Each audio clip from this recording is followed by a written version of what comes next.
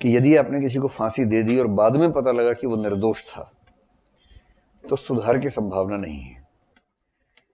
और यह संभावना हो भी सकती है कि मान लीजिए किसी घर में किसी बच्चे से अपराध हो गया, खून हो गया, और उसकी माँ या उसके पिता को लगा कि मेरे बच्चे की जिंदगी खत्म ना हो, उसने हथियार को अपने हाथ में ले लिया और खुद ही पुलिस में बयान दिया कि मैंने हत्या की है। ये तो हो ही सकता है।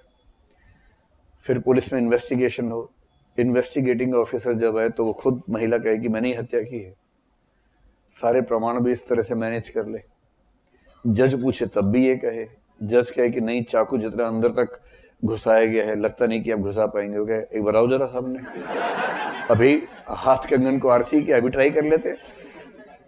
पहले कुल मिला के वो साबित करते कि मैंने ही खून किया है, और अंत में जज कहे कि ठीक है फांसी पे टांग दो भाई, और बाद में पता चले कि नहीं, हत्या उसने नहीं की थी। ये खतरा तो है ही ना भाई।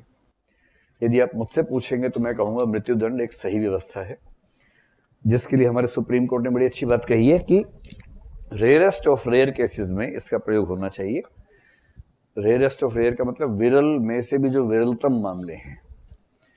और विरलतम मामले कौन से हैं? सुप्रीम कोर्ट ने कहा है, एक तो वो जिसमें जरा सा भी संदेह ना हो कि अपराधी ये व्यक्ति है या नहीं। एक तो ये एकदम स्पष्ट होना चाहिए, अकाट्य प्रमाण होने चाहिए, तब किसी को हम मृत्युदंड दें। दूसरा, उस व्यक्ति के अपराधी बनने की प्रक्रिया में परिस्थितियों की भूमिका ज्यादा ना हो, बल्कि उसकी रुचि, उसका शौक, उसका अभ्यस्त हो जाना केंद्र में हो। तीसरा, अपराध इतना जघन्य हो कि उस अपराध के लिए मृत्युदंड नहीं देना अपने आप में किसी और के लिए बहुत घातक हो सकता हो। इन सब कसौटियों को देखते हुए यदि हम किसी को मृत्युदंड देते हैं तो ठीक है। एक व्यक्ति की परिस्थितियां खराब थी जिस वजह से वो अपराधी बना, और क्योंकि परिस्थितियां खराब होने से अपराधी बना, इसलिए आपने उसको मौत के घाट उतार दिया। जब हम मृत्युदंड की बात करेंगे तो विपक्ष में एक तो महात्मा गांधी को लेंगे। एक व्यक्ति बहुत फेमस है जिसको मृत्युदंड के विरोध के रूप में सबसे बड़ा नाम उसका है केसर कैसे हो सकता है यार? सीसेर बेकरिया उसका नाम था। अगर वो लड़की बच जाती, मृत्यु ना होती, तो इनको मृत्युदंड बिल्कुल ना होता, क्योंकि जो गैंग रेप है उसकी सजा उस समय तक जो थी वो अधिकतम 10 साल की थी पहले मामले में। लेकिन उस लड़की की मौत होते ही ये मामला हो गया गैंग रेप प्लस मर्डर का हो गया, जिससे मृत्युदंड हो सकता था।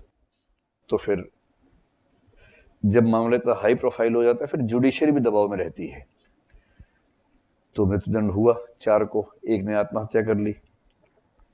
अब देखो सीधी सी बात है, अगर आप ज्यादा गहराई में जाएंगे तो आपको उन पर दया भी आएगी, गुस्सा भी आएगा, दोनों बातें आएंगी। गहराई में नहीं जाएंगे तो केवल नफरत कर सकते हैं, पर जो व्यक्ति केवल नफरत कर रहा है इसका मतलब वो उतनी गहराई में जाने को तैयार नहीं है।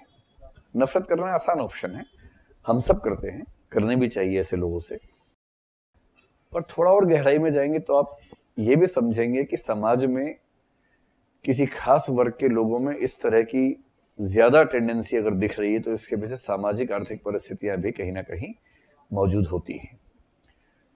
और फिर ये भी लगता है ना कि ऐसे कितने कृत्य होते रहते हैं, उनमें से संयोग से एक केस पकड़ में आ गया, उन 4 को हमने टांग दिया, बाकी तो हजारों घूम रहे हैं जो पकड़ में नहीं आए।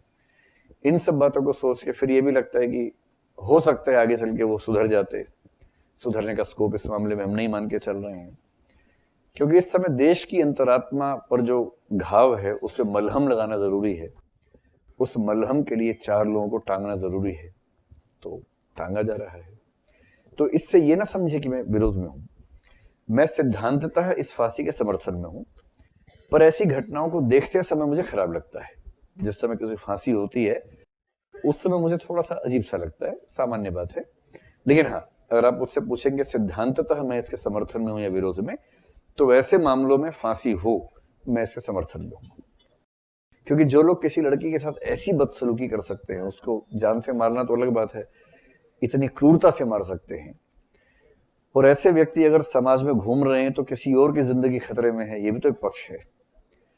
और अंत में कोई अगर आपसे कहे कि मानवाधिकार, तो इसका एक वाक्य में इसका उत्तर ये है, मानवाधिकार मानवों के लिए है, दानवों के लिए दानवाधिकार है, मानवाधिकार नहीं है।